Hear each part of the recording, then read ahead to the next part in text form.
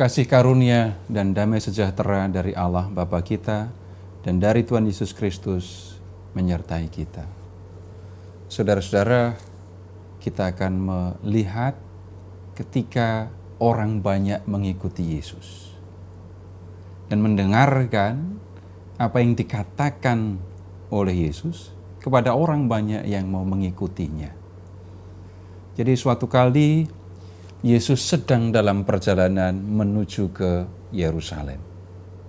Dan kemudian orang banyak berbondong-bondong mengikutinya. Nah, kepada mereka Tuhan Yesus menyampaikan apa yang harus dilakukan kalau mau mengikuti Yesus atau kalau mau menjadi muridnya. Nah, kita bisa melihat hal ini dalam Injil Lukas bab 14 ayat 25 sampai dengan 27. Begini bunyinya. Pada suatu kali orang banyak berduyun-duyun mengikuti Yesus dalam perjalanannya. Sambil berpaling, ia berkata kepada mereka, "Jikalau seorang datang kepadaku, dan ia tidak membenci bapaknya, ibunya, istrinya, anaknya, saudaranya laki-laki atau saudaranya perempuan, bahkan nyawanya sendiri, ia tidak dapat menjadi muridku. Barang siapa tidak memikul salibnya dan mengikut aku, ia tidak dapat menjadi muridku." Kalau kita mendengarkan ucapan Tuhan Yesus ini, kita bisa melihat ada dua syarat kalau mau menjadi murid Yesus. Yang pertama, membenci bapak, ibu, istri, anak-anak, saudara, bahkan nyawanya sendiri. Kemudian, yang kedua, memikul salib dan mengikuti Yesus. Kita lihat dulu yang pertama. Kalimat ini seringkali membuat orang pusing, bingung. Bagaimana mungkin untuk menjadi murid Yesus, orang harus membenci orang tua, saudara, istri, anak-anak. Tuhan Yesus sendiri tidak pernah mengajarkan hal yang seperti itu, membenci orang tua.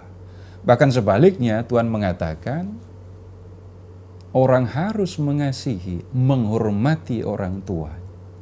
Bahkan ini menjadi salah satu syarat kalau orang mau masuk dalam kehidupan kekal.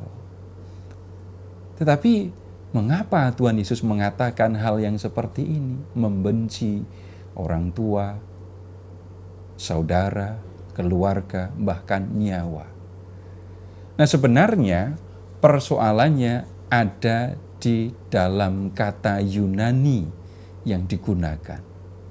Jadi dalam bahasa Yunani, membenci itu miseo.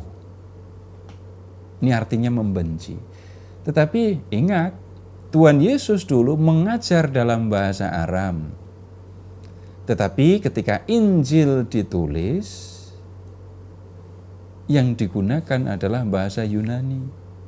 Jadi kata miseo dalam bahasa Yunani itu merupakan terjemahan dari kata Aram sane. Jadi ingat kata Aram sane. Nah, kata Aram ini bisa berarti membenci, tetapi bisa berarti juga lebih mengasihi.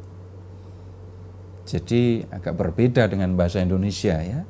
Membenci itu menunjuk kepada rasa tidak suka yang berlebihan di dalam hati, dan kebencian itu kemudian diwujudkan dengan kata dan perbuatan.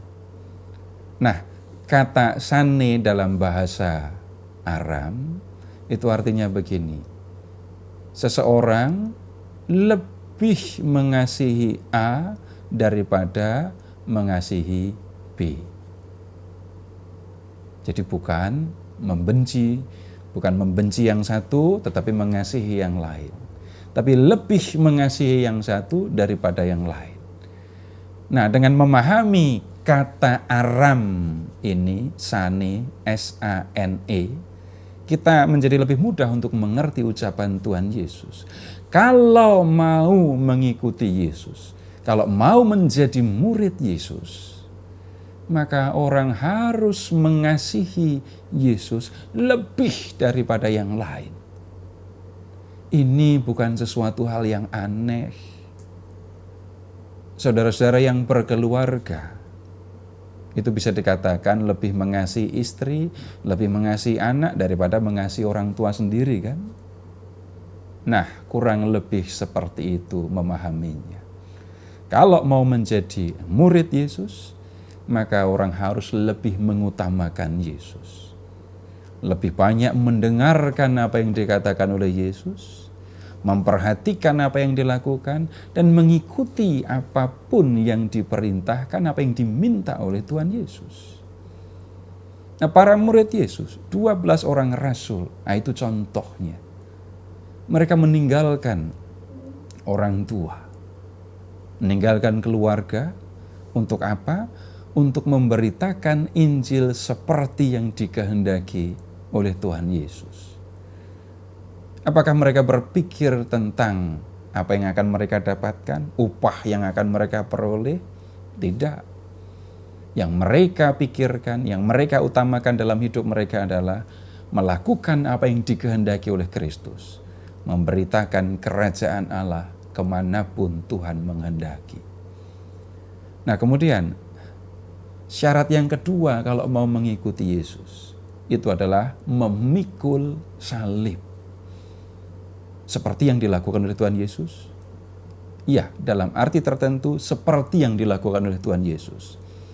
Tetapi itu tidak perlu berarti bahwa kita buat palang salib, lalu kita pikul kemana-mana. Bukan itu.